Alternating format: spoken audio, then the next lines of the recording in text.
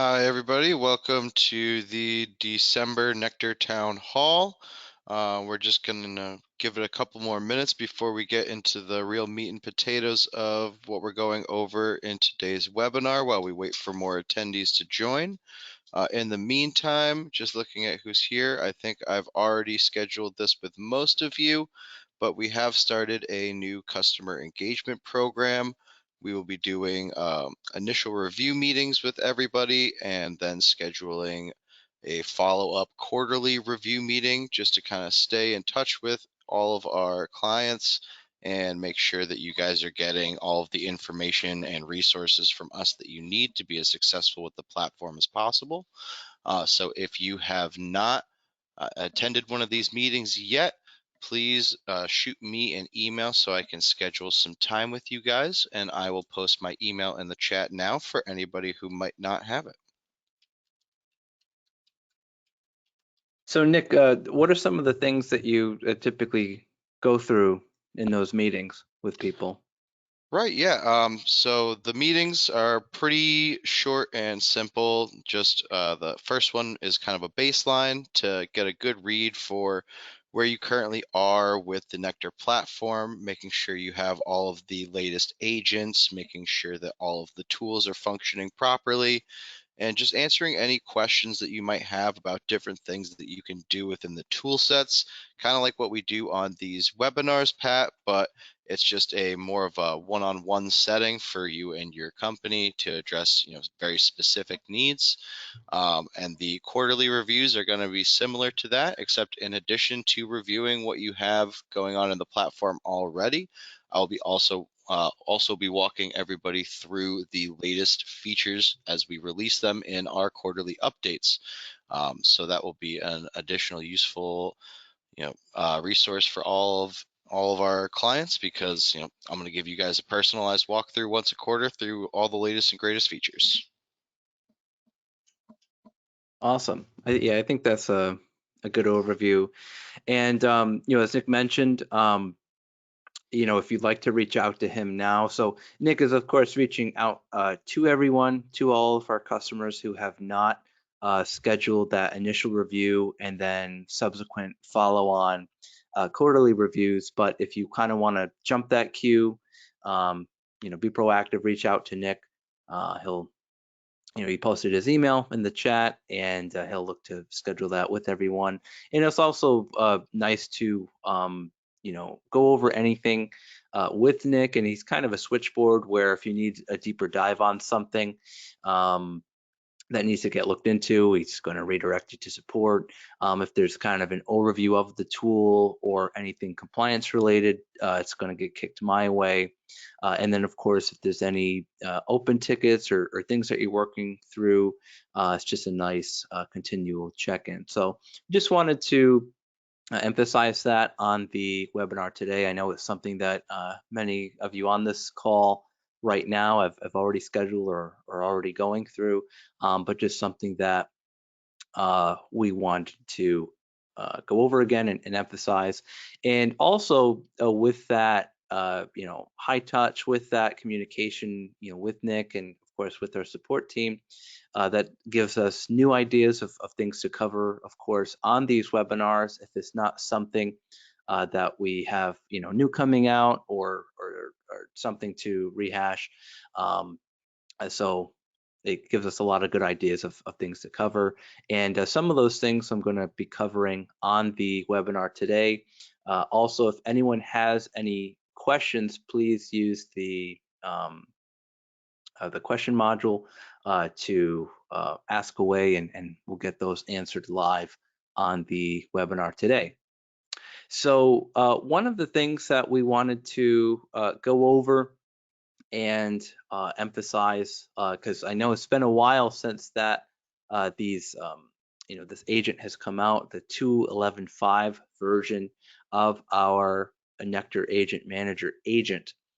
But just wanted to make sure that everyone has those deployed and is getting the best and most meaningful information into their platform, because some of the review calls that we have had or some support tickets that we have had come in revolve around the fact that some customers are still using older versions of the agent manager, or even going as far back as to still using the OCS inventory agent, which has since been, that's not supported anymore. Everything has been roped into the new agent manager.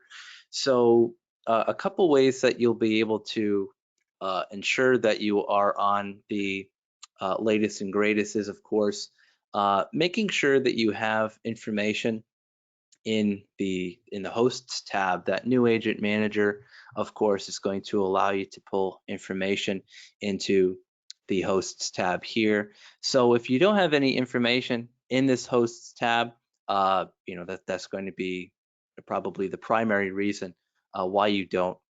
So the best way to check is one of two ways. You're either going to go into your hosts and go into the agents area, and you're going to make sure that the version listed is 2.11.5.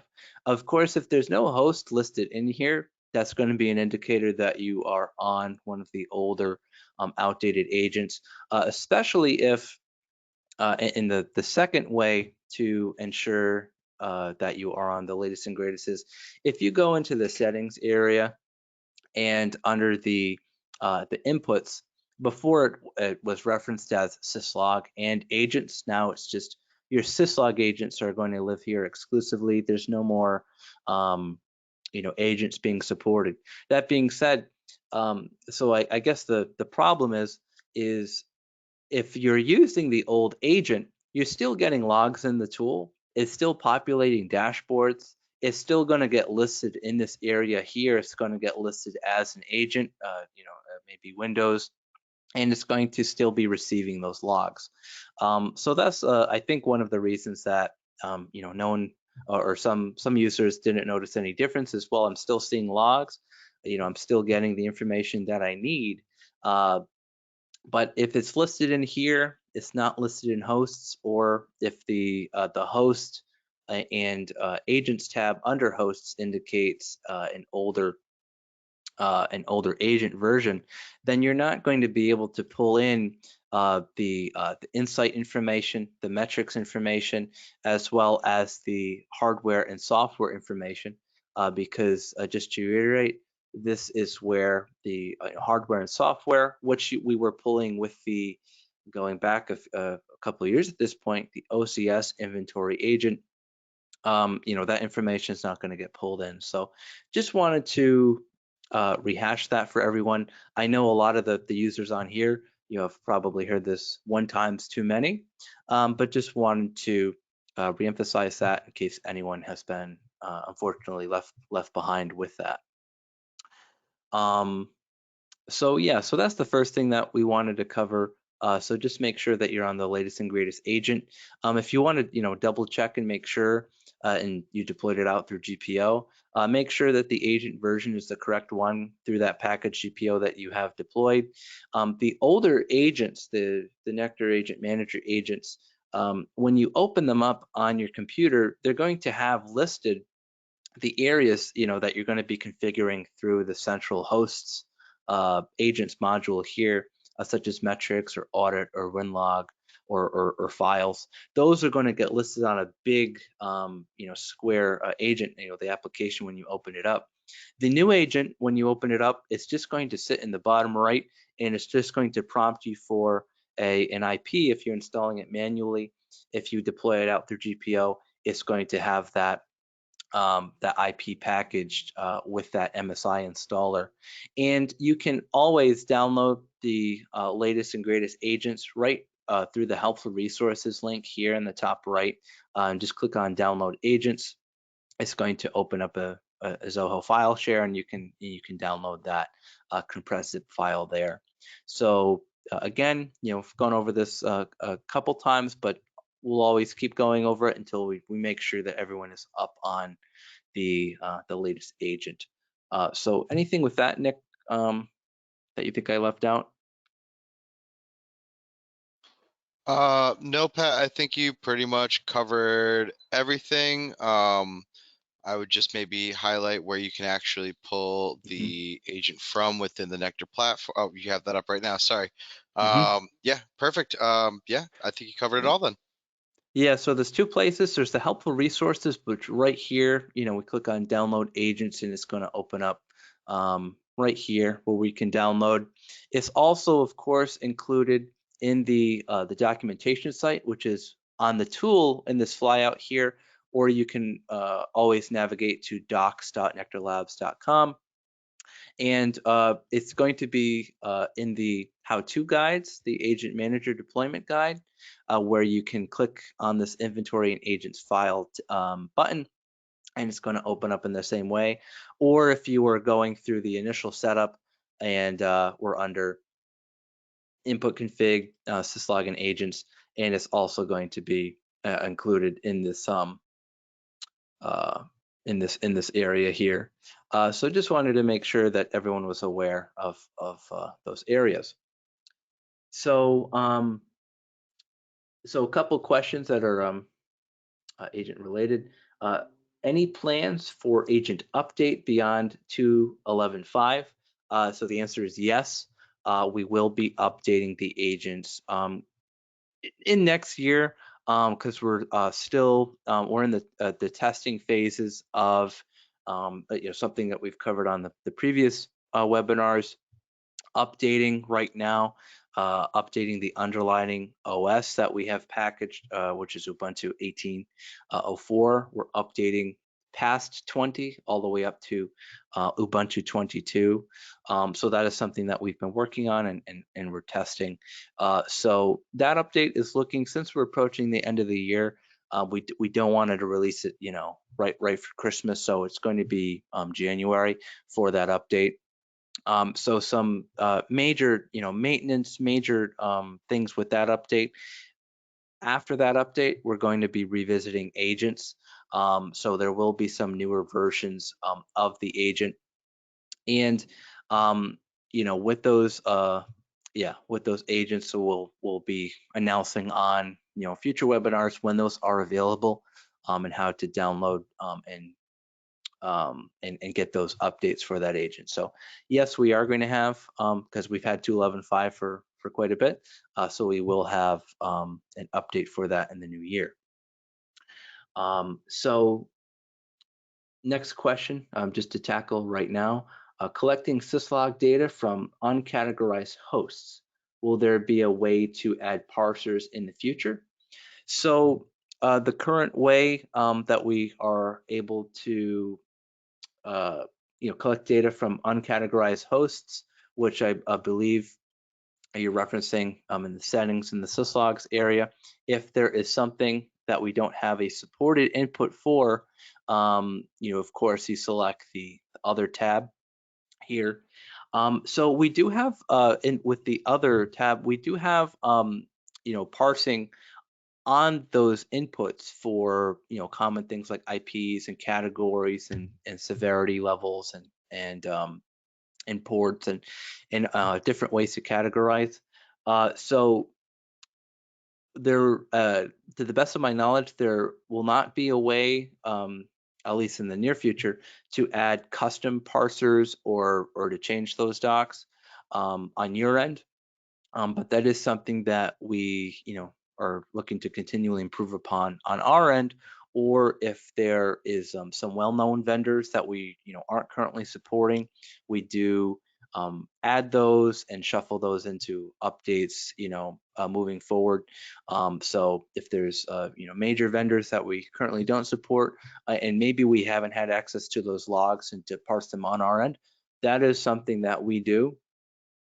So if there are some items that you'd like to see some more intricate parsing for, or specific categorization, I think that would be a good support ticket to open, or even something to direct Nick's direction, so we can evaluate and see if it makes sense for us to shuffle that into a future update, or if there's something more dynamic that we can add to those the parsing mechanics that we have on the quote unquote other drop down option.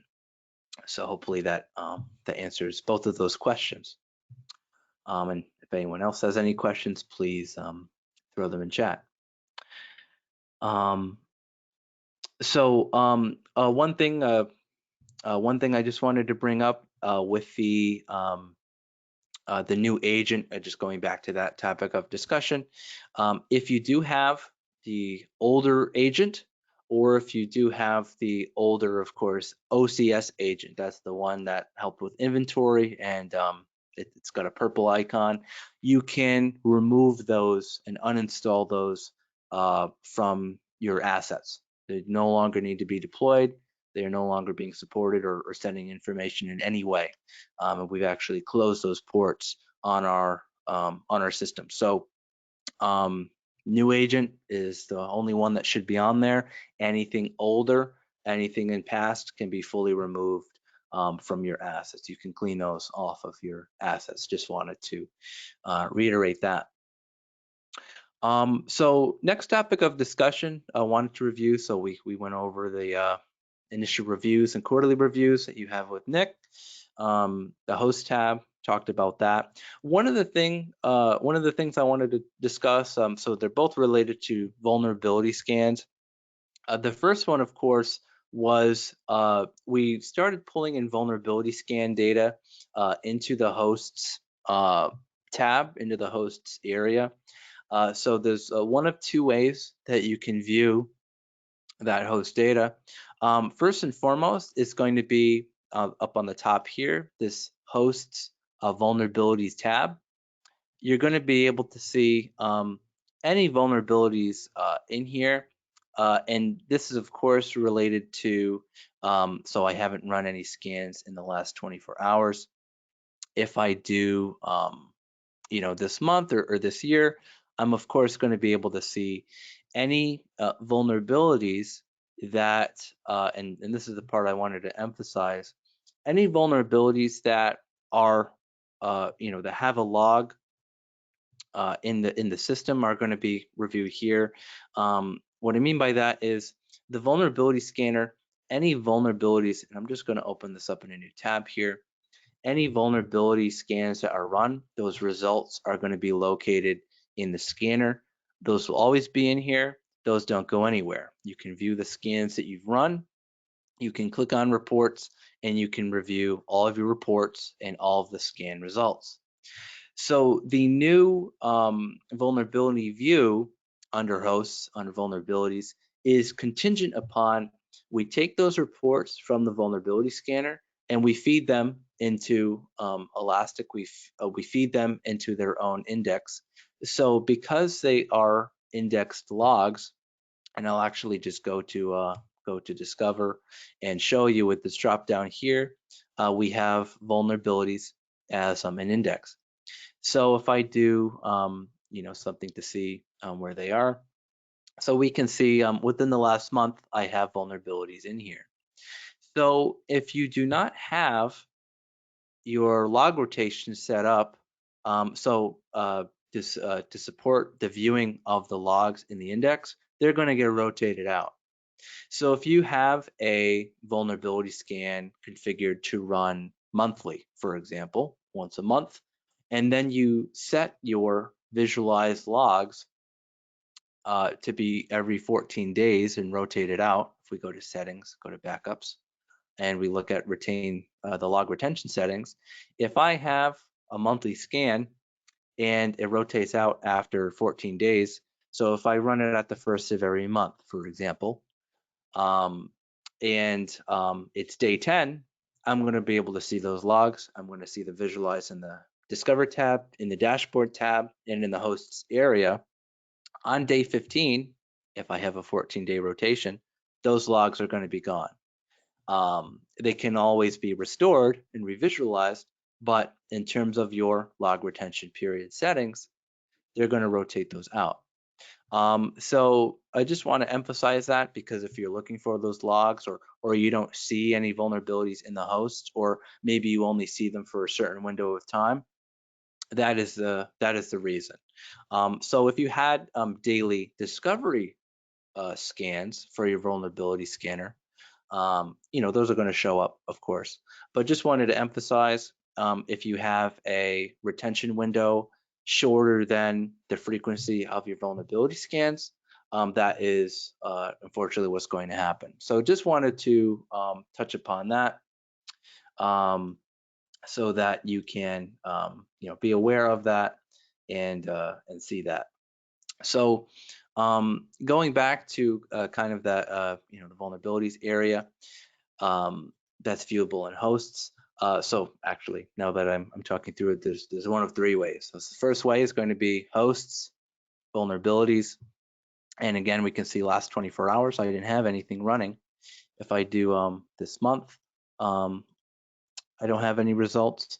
But if I did, last 30 days, for example, I'm going to have some, I'm going to have some results in here. So um, we have a couple showing up. So you can view the vulnerability. So we can see that these are all log level vulnerabilities. There haven't been anything higher. So we can search in here and we can look at these vulnerabilities one by one. You can also uh, change the severity level to go, most severe up at the top here if we wanted to. But again, they're all log level right now. If I click on the host, that is way number 2 that we're going to be able to see any vulnerabilities. They're going to be listed at the bottom here in the Insight tab flyout. So the Insight tab, of course, is going to show traffic from the host, traffic to the host, and then at the bottom, any vulnerabilities. And we can organize those. If there were any higher severity ones, we can see them listed out here. And then if we kick this out, we're going to be able to see the vulnerability description and any information, of course, identified in the vulnerability scanner. So way number 1 is the vulnerabilities tab here. We can see any on the timeline, or if I do a year to date, I think I have some higher severity ones. So we have a couple mediums. So we have 2 here on this gateway system. So we can see that listed out. And then, of course, clicking on the system itself is going to kick out the Insight flyout, where we're going to be able to see the vulnerabilities listed at the bottom. And then we can kick them out. We can see the severity, any information, a vulnerability description, that is pulled and was affected, and how to fix it. So a mitigation here, that is all listed from the vulnerability scanner. Last way, of course, is going to be if we wanted to look at the specific vulnerability dashboard, which of course is getting pulled from the index area, which is feeding into that hosts tab. So pulling all those different data points in there together. So last 1 year, refresh here, we can see a dashboard associated with vulnerabilities. We can see top hosts. Let me just zoom out a little bit here to scale it a little bit better. We can see top hosts, top severity levels, and then much like any other dashboard, we can click on the pies and filter those down. We can also, in the hosts vulnerabilities area that we were just looking at, filter down vulnerabilities by searching as well, because it's utilizing all of the same mechanics. Um, so let me know if there's any questions on the that particular vulnerability area. I will go into the vulnerability scanner now to show some additional things, but just wanted to address Steve's question. Review again how I can determine on a computer by computer basis what agent version is running. So essentially, and I wish I had uh, a couple pictures. I'll look to grab a couple screen grabs, and that's something that I think we'll look to add to the FAQ on our doc site, and I can send to you, Steve, and anyone that has a question. But basically, you can review, one of 2 ways. If you want to go physically to each asset, when you open up the NeQter agent, if you open it up and it has a large application with different configurations, or really if there's any way to configure logs or any way to configure the types of logs that you're going to send from the agent to the system, that's going to be the original agent manager, because we centralized all configuration at the agent level through this hosts and agents configuration. Essentially, and it's also going to have a version number. It's going to tell you the version number when you open up the application. If you are opening up the latest version 2.11.5, it's going to open up almost like a toast notification. That's the size of the agent. It's going to open up in the bottom right corner, and it's just going to have a singular um, it's going to have a singular area to input an IP, um, to send information to, or rather just to connect the agent to the NeQter. Once it communicates, it's going to populate in this hosts area and get listed out here. And here it's also going to list out the version of the agent. It's going to list out 2.11.5 or whatever agent version the agent is on. Of course, if you have an agent deployed and and it is that older agent, it will not even populate in this hosts area. So the couple clues there, if it doesn't populate in here, it might not have the right version. If you open up the agent itself, it will tell you the version number on that agent. And if it's anything other than a small window with a single prompt to ask you for an IP, if it has other configuration settings on there, that's going to be an older version of the agent. So hopefully that clears that up. So in terms of next question here, so we'll be going into the vulnerabilities area. Is there a way to make the vulnerabilities into tasks and then mark as addressed? So not within the vulnerability scanner itself. So yes, there currently is not a way to flag a vulnerability, make it a task, and then mark that task as resolved. That is not functionality that we have supported in the tool yet. That is something that we have tagged as something that we wish to add in a future update. And there are some changes coming to the vulnerability scanner in that next update. The underlying OS, moving from Ubuntu 18 to 22, is going to also include a major version update for the vulnerability scanner. And we are going to look to add in a light tasking system so that you can more easily track and resolve vulnerabilities. But as of right now, there's not a way to natively do that within the vulnerability scanner itself. And moving further down the line, we wish to add that as not just a light tasking system for the localized in the vulnerability scanner, but we want to tie that into the alerting system, and then also tie that in as a POAM item in the compliance area of the tool. So that's what we're looking to get to, but we are not there currently. So one thing I wanted to touch upon with the vulnerability scanner, because it has come up more and more, and let me just go back to the main tab here, just to navigate into the scans area.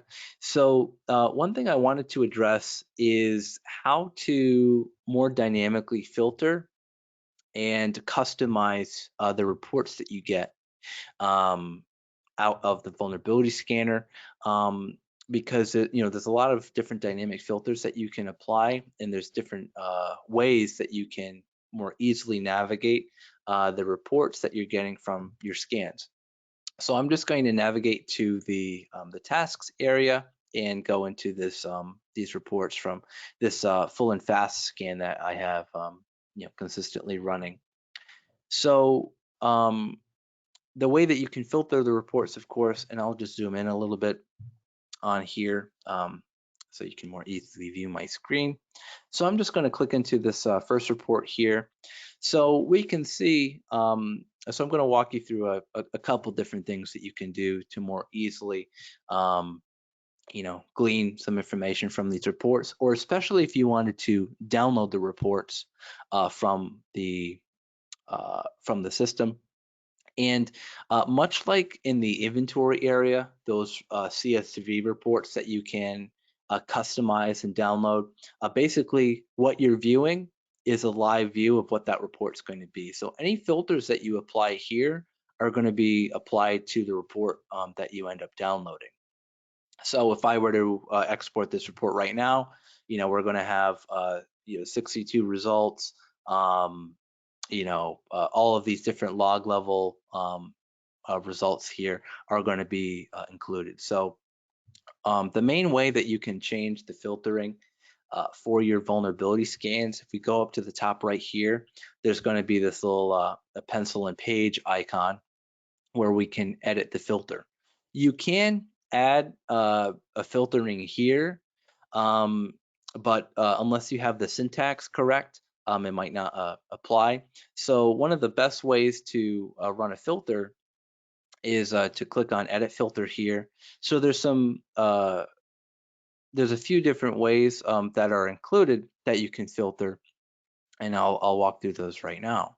So one of the best ways to filter down, of course, is going to be if you don't want to see log level stuff, you can go to severity and you can select which ones you want to see. So we can click on high, medium, and low, and we can update this filter. And now we only have 3 results out of 62 because those other 59 results are just log level informational type stuff. So that's the first way that we can filter things down. Now, if I go and I download this report and I download this PDF, so I'll go over here, save this, and we'll open this report up. We're only going to have a couple pages. We're just going to have these results in here. And this is automatically dynamically generated from the filters that we apply. So we're going to go back over here. We're going to click on edit filter. And one of the easiest ways to get back to just the default is to, you can either click on remove filter, or we can reset to default filter. And it's just going to get us back to square one.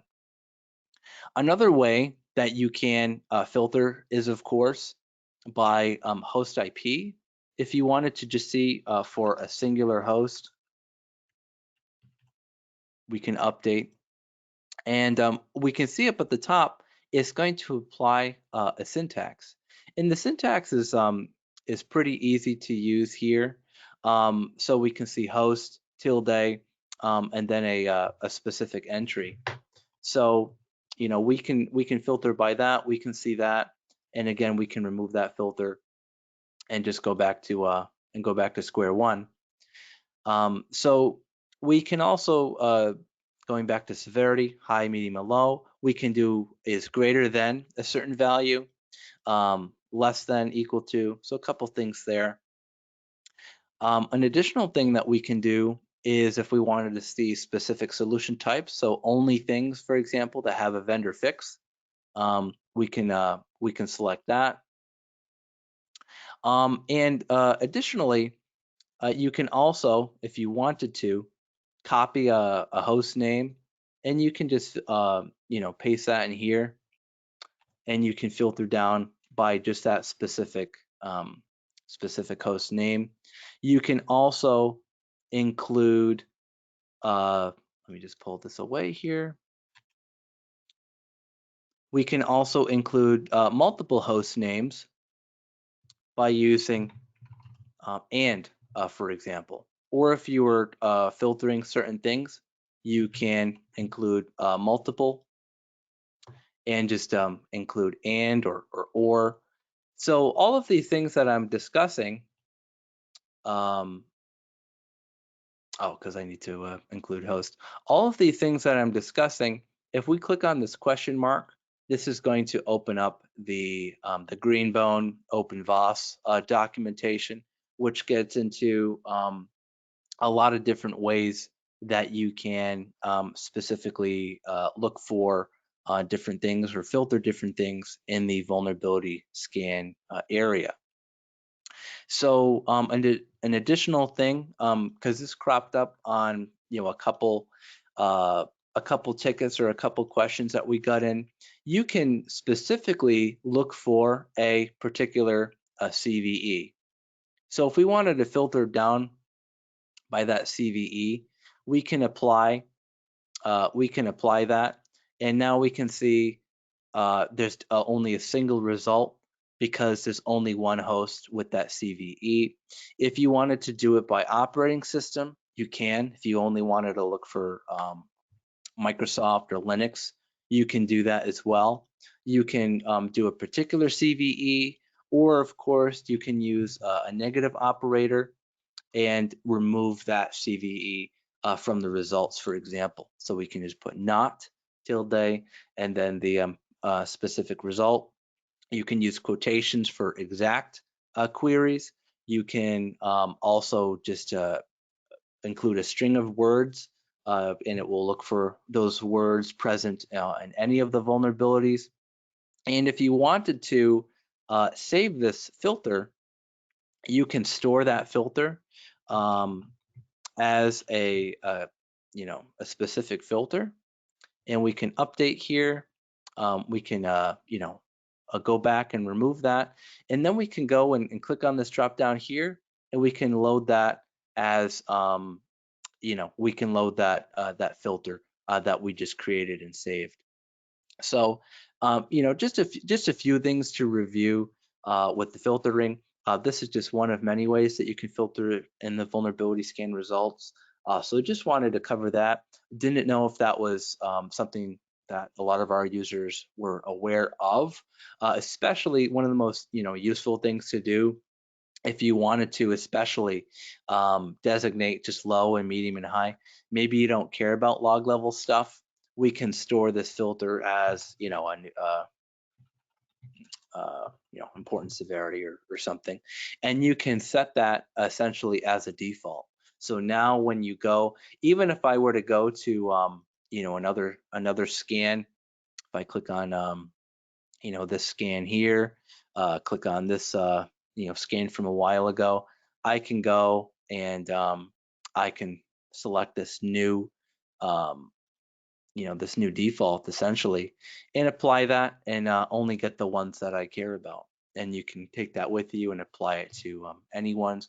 You can also, one of the questions that we get a lot is, of course, if you designate and apply an override, well, maybe you'd like to apply them and not see those in the results. So if you notice, there was that override indicator. You can identify that by kind of a hump shape here. It shows up next to the severity, so we can see that arrow hump that indicates an override that is applied to a couple vulnerabilities here. If I go and I apply this, hit apply overrides equals yes, and update, those are going to go away. And again, we can save that as a new maybe default filter. So remove overrides, only have the severity be a certain level or higher, and have that be a new default that you apply to all of your scan results. And then when you download those, it removes the clutter. It only includes what you're going to want to see. Also, as you can see here, for example, I have 1 to 10 of 210. I can also apply how many results I have per page, for example. So if I wanted to do 250 instead of clicking through a bunch of pages, I can have those all get listed out here, and make it scrollable, and just see all of them right here, for example. So just a couple, best practices or just better ways to navigate around the vulnerability scanner. But any filters that you can make complex filters, you can make simple filters, really just hone in on what you want to see in here.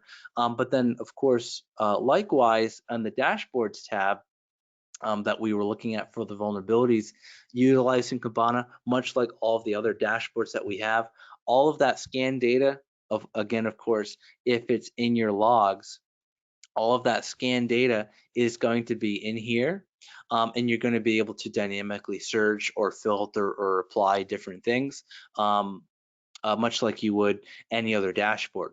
Of course, you can't take it with you, you can't download the results dynamically off of here. That's going to be best applied in the native vulnerability scanner and its own built-in reports functionality. So just wanted to cover those different bases with the vulnerability scanner.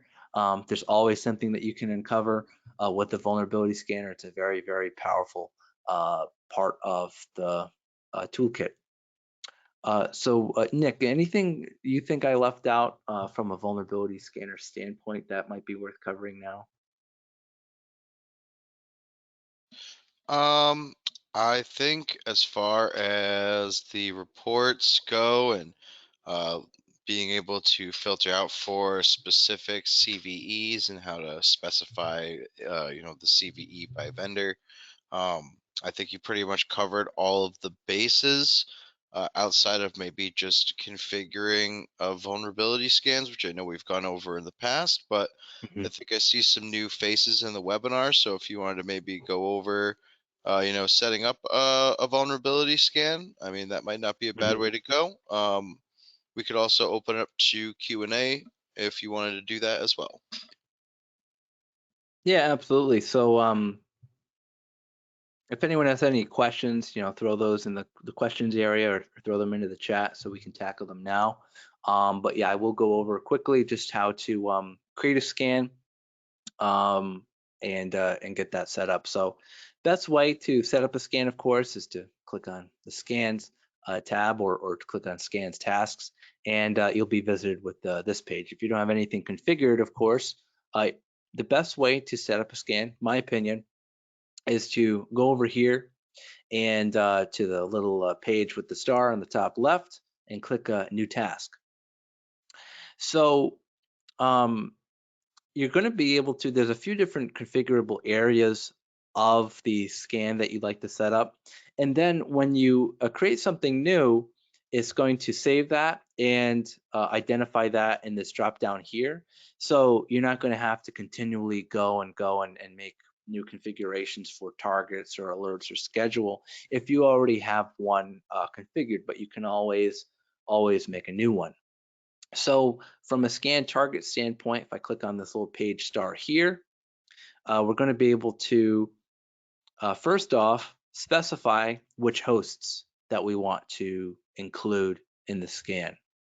So one of the easiest ways, of course, is going to be just to add in the network that you'd like to scan. So for example, 192.168.1.0/24 is going to scan that /24 network. Or I can go in and add a range of hosts. Maybe you only wanted to do 0 through 100.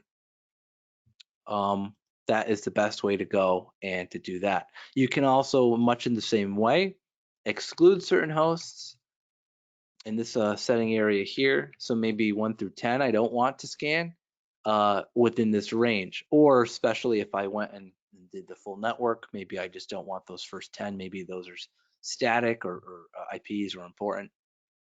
So you can hit save now if you'd like, but you can also further go and configure and specify. So it's going to use in the port lists area all IANA assigned, but we can go and do all TCP. The more broad you make it, the longer the scan is going to take. So you can use the default, you can use all assigned, you can do all TCP, so all 65,000 ports are going to get scanned. Or you can create a new one. You can specifically manually specify which ports that you want to scan against or for. One of the things that I think is important to cover is this one here, a live test. So by default, it's going to use ICMP, but you can further go and specify if you wanted to do TCP ACK, ARP, ping, ICMP, TCP ACK, and ARP, or and this is just going to determine, hey, is there an asset here? Okay, great, I'm going to scan this more deeply, or ignore it. Consider alive is just going to assume that all of the hosts in the range specified are there, and it's going to apply, the full power of the scanner against that IP. So even if it basically the live test is going to make the scanner more efficient, but of course you're going to want to find those assets, especially maybe you have ICMP turned off for an asset, or need to scan it in a different way. You can run authenticated checks, so you can load in credentials here. We support SSH, SMB, ESXi, or SNMP. Of course, you can create a new one here, specify the type of the login format, and paste it in here, or you can select one that you've already loaded in and select it from the dropdown. So having said that, and I'll open this up again, but this wizard is pulling in multiple areas of the tool that you'd have to navigate to manually. But you can, of course, go and manually go to the configuration tab, and all those sync targets, port lists, credentials, scan configs, alerts, schedules are all here if you wanted to go into the configuration area and change them or tweak them, or manually add them in here and then pull them into a scan when you're building it. But the easiest way is, of course, going to be this new task wizard. Alerts is going to be, would I like to receive a notification or a communication that the scan has concluded, and maybe include that scan report. So you're going to do that by going in here. Most straightforward method is going to be email. It does support different ways to get that report or get that alert, but email is going to be the most straightforward. You can also include the report as an attachment if you wanted to. So you can attach the report as a PDF to that email that gets sent from the scanner, and then you can configure the parameters of why or how or when you should receive an email that a scan has completed. So if the task is done, and you can set it to always, and every time that task completes, you're going to receive that email. Now you can set an alert if the scan was stopped or didn't finish, for example. So that might be a good way to know, okay, maybe something was configured wrong, or the scanner isn't operating as it should, and might prompt a NeQter support ticket.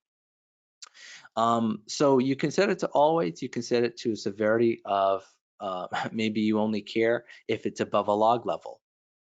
You don't want to be bothered if it's anything else. So that's just a couple ways that you can configure the alert section. And then last thing to cover outside of a couple of smaller things is, of course, the scheduling. So you can set the schedule again to be one maybe that you've already made, and pull that in here. So you can select that from the dropdown. So we have a daily one already set up, or you can go and you can set this to be scheduled hourly, daily, weekly, monthly. You can make it custom. So you can say repeat every 1 month, the second Tuesday of every month, or the first, or recur on a specific day. So irrespective of day of the week, every month on the 13th, I want to set the scan to run. For example, if you wanted to go custom, or you could just say, you know what, monthly is great, and you can set the scan to be open-ended, or you can set it to only run and complete within a certain time frame. Now, one thing I want to emphasize that I think is important is to make the task alterable. What that means is allowing you to go and edit the scan profile at a later time. Maybe you didn't get everything right the first time you configured it. If you don't set this up as alterable, you're going to have to make a whole new scan and start from scratch. You can clone scans, and when you clone it, you can set it to edit. Maybe you don't want to alter it because once you've refined it, maybe you want to say, you know what, I only want it to be these hosts, this frequency, and then therefore I have a baseline, And every time I run the scan, I want to run it against that consistent baseline. That might be a reason you don't set it to be alterable, but everyone makes mistakes. Everyone needs to change things. So maybe you should set it up to be editable. And then lastly, the scan config.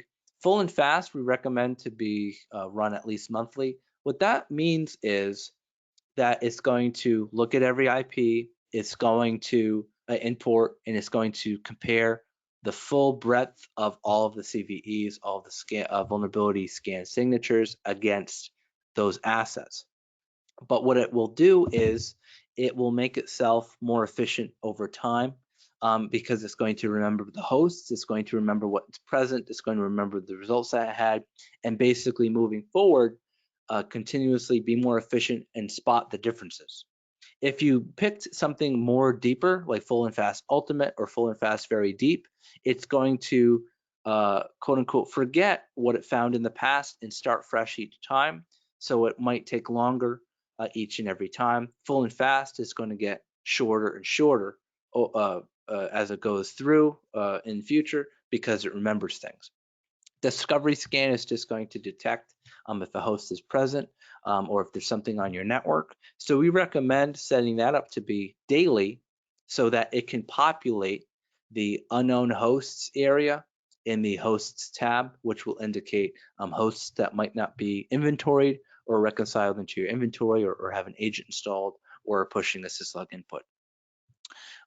So I think that's everything to cover um, for the vulnerability scanner. You can keep everything else the same. Uh, you can tweak these if you want, but they're pretty much optimized, and sequential, or you can change the order for target hosts. The only other thing I'll emphasize is just this network source interface. If you are utilizing multiple ports on a NeQter VM, or if you do have the hardware and you're using both ports, for example, both network interface ports, and you have multiple networks plugged into the NeQter, and they're routed differently, you can specify the source interface for the scanner to only scan that network that you've specified, or have access to, for example.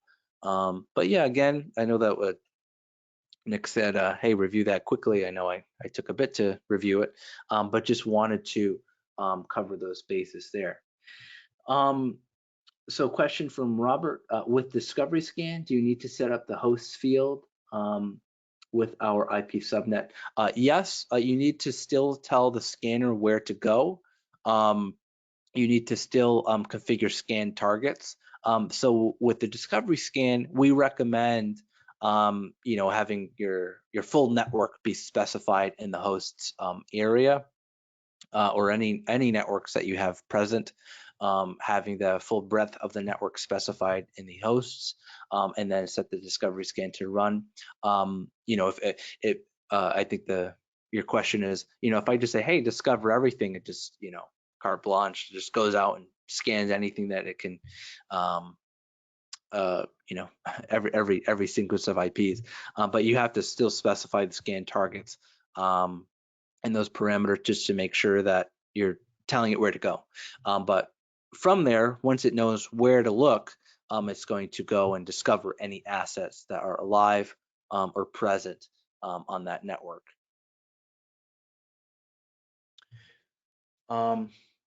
Nick, anything else you think I should cover with making a scan? And to emphasize as well, I know I've been using that word a lot, so let me choose a different word. But just to uh, go over last is, of course, any questions that you guys have, or anyone has, in relation to this, building the best scan, or filtering in the vulnerability scanner, or anything else I've reviewed today, don't hesitate to open up a ticket, send it to support. That's what they're there for. That's what we pay them to do. So or reach out to Nick. So even the syntax, making a filter, building a query in the discover or dashboard areas of the tool, building a custom alert, that is what our support team is for.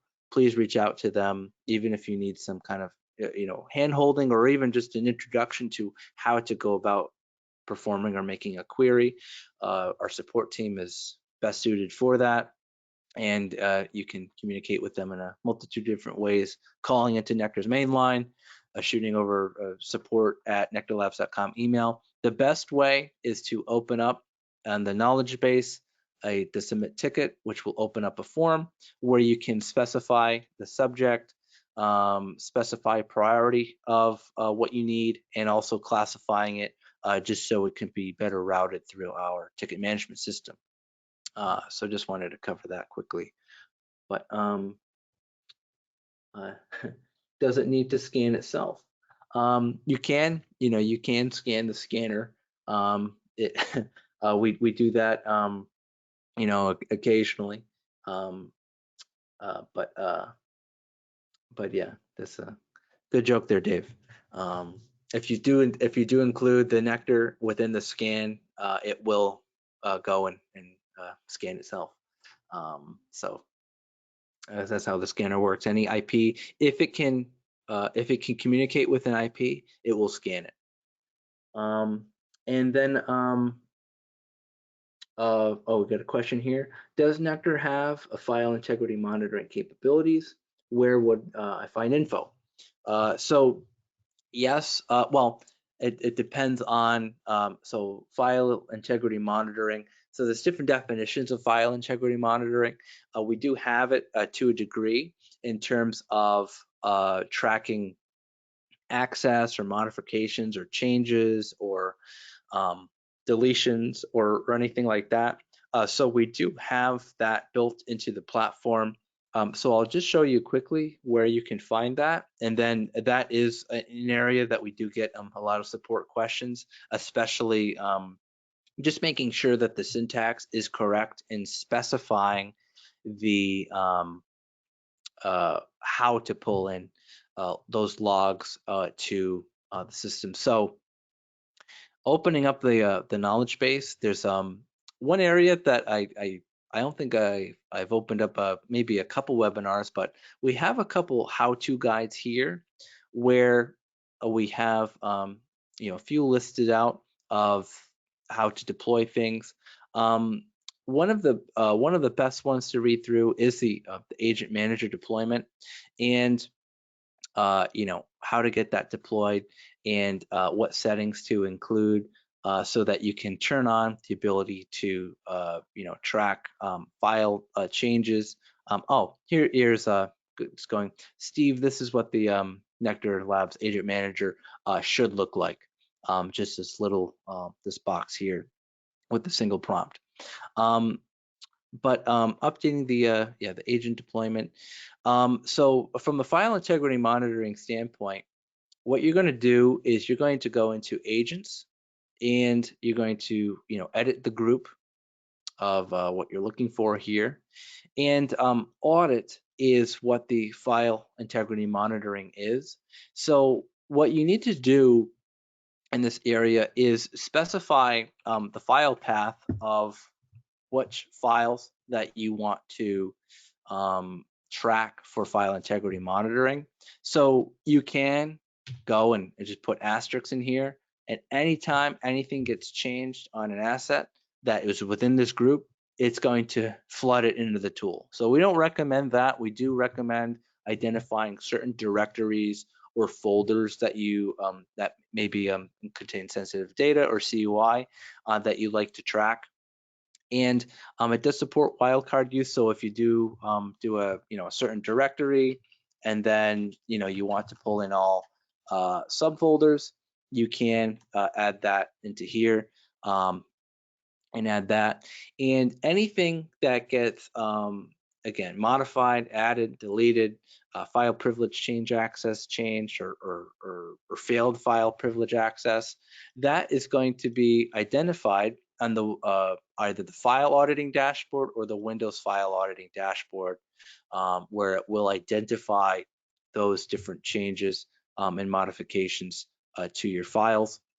It will list that out here. So that is where you can find information is in the knowledge base here in the user's manual, either in the hosts area dealing with configuring the groups and editing what you want to turn on. So audit is specified. I used to audit a specific file path, so we provide some examples. But if you need further help with the syntax or ensuring that you have the proper event IDs turned on in order to pull those into the platform, please reach out to our support team and they will cover that for you. Um, Last question. I know we're going over. We're at the 2 o'clock mark. Scanner type OpenVOS default versus CVE. I did not cover that. So there is an OpenVOS. Just to jump to the vulnerability scanner again real quick. The OpenVOS default is going to be one of those things that's identified in the configuration area and is going to be under scan configs, or rather what you're specifically asking about is scanner OpenVOS default. So the OpenVOS default is going to be the best because if you notice here, CVE, we'll include all the CVEs. If we do OpenVOS default, it opens up these additional scan configs and allows for a lot more granularity and specificity. If you just do CVE, you miss out on specifying the depth or the breadth of the scan. So I would recommend OpenVOS default just because it does allow for additional granularity or the ability to reduce the time that the scan is going to take, because if you use the CVE option, I believe it will take a lot longer than the ability to configure all those different things. So I think that's everything. Any last questions? I know we covered a bit. Patrick, if you have additional questions on the file integrity monitoring, please reach out to support or reach out to Nick. Again, his email is nfurta@NeQterLabs.com. If you like assistance in setting that up or tuning that to what you need it to do. And also one last bit in terms of editing the group, you need to ensure that you have the auditing configured to pull in those specific file paths, and you also need to make sure that you have selected the appropriate file monitoring, which we do have a default for event IDs listed out in the WinLog configuration area. So yeah, I think that's everything. Nick, anything you wanted to add before we wrap up today? No, I think we pretty much covered everything we wanted to today pretty well. We had some pretty good questions from everybody. Thank you for that, guys. Always appreciate when we get good questions in the webinars. I can't think of anything else I would personally add to this one, Pat. Well done. Awesome. Well, again, you know where to find us. You know where to find Nick. So, please feel free to reach out to us. We will have. So the next webinar. So I did I did flex this when I was out for a couple weeks. We will be moving the webinar. It won't be on January 3rd. We are going to just kick it out to the 10th, just in case anyone's on holiday, anyone's taking extra days out, or you are working but you're trying to catch up after the the holiday break. So we will be flexing the next webinar to January 10th. We're also going to look to add anyone who's registered to an email list that will get a Google Calendar invite, because we have seen some issues with people taking the GoToWebinar calendar invite and adding it to their calendars. So we will be redundantly adding a Google Calendar just so it shows up on your calendar and you are reminded of that, so no one falls through the cracks. So again, next one will be on January 10th, same time, and we will look to add a calendar element just to make sure that everyone gets reminded of it and doesn't miss out. These all are always all of these webinars are recorded and will get thrown up onto our NeQter Labs YouTube page. So you can find it by searching NeQter Labs. or it's actually YouTube/at NeQter_Labs. We got a new handle for that. Um, so yeah, so I think that's everything. Again, thank you everyone for bearing with us for the past hour. Any other questions, please feel free to reach out. If not, we'll catch you on the next webinar. And everyone, of course, have a wonderful and happy and safe holiday break. Merry Christmas, Happy Hanukkah, whatever you celebrate. Happy Festivus, and we will catch you in the new year. Have a great rest of the week, guys.